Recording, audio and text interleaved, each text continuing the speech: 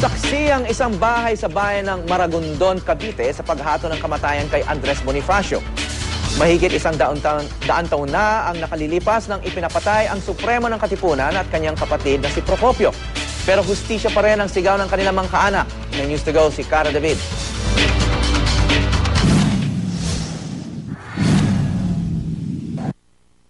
Simple at tahimik ang pamumuhay sa bayan ng Maragondon, Cavite. Ang ilang bahay dito mahigit 100 taon nang nakatayo. Mukhang pangkaraniwan lamang sa unang tingin ng isa sa mga bahay na aming binisita. Pero malaki pala ang naging papel nito sa ating kasaysayan.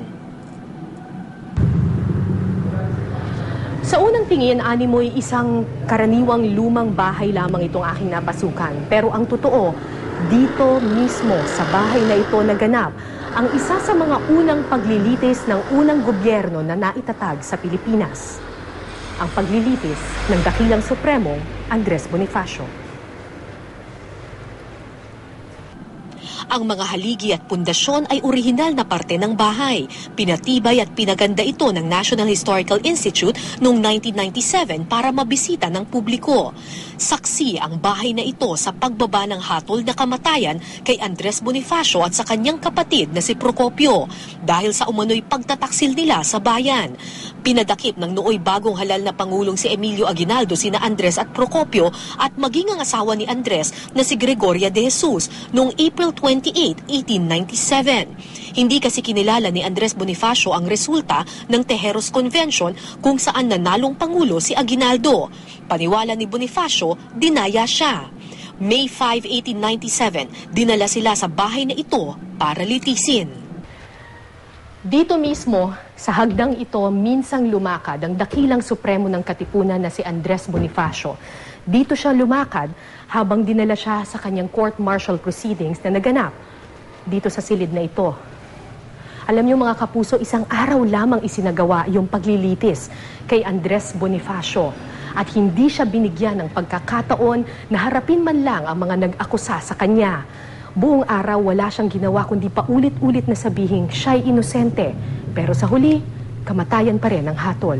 Sinasabi ng ilan, isa ito sa mga malalaking trahedya ng revolusyon, isang trahedya ng hustisya sa ating bansa. Sabi nga nila, ito daw yung pagkilala doon sa pagkakaroon ng kangaroo court sa kasaysayan. Walang gaanong, walang pagdedepensa, walang pagkilala doon sa iba-ibang mga testigo at yung karapatang proseso ng na dapat na ibibigay sa sino mang nahatulan. No? Batay sa ilang dokumento, nakapagsulat pa si Aguinaldo para bawiin ang naunang hatol sa magkapatid. Pero hindi na raw ito nasunod. Sa bundok buntis, pinatay ang magkapatid.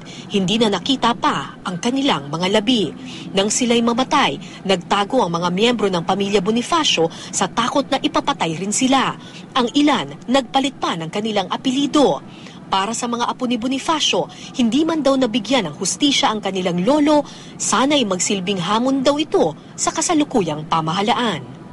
Ako ang hamon ko, lalo na sa gobyerno, ay itama at ituro ng maayos yung ating kasaysayan. Kay masakit man yan o hindi sa kung sino man ang maapektuhan, ipakita natin at ituro natin yung kasaysayan na ito ang nangyari. Tapos, sabihin natin sa kanila na kung ito ang nangyari at ito ay masama, wag na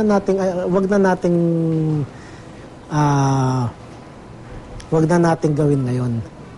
Sinong mag-aakala na sa tahimik na bahay na ito sa Maragondon, naganap ang isang paglilitis na ikinasawi ng isang bayani na ipinaglaban ng hustisya at kalayaan para sa mga Pilipino.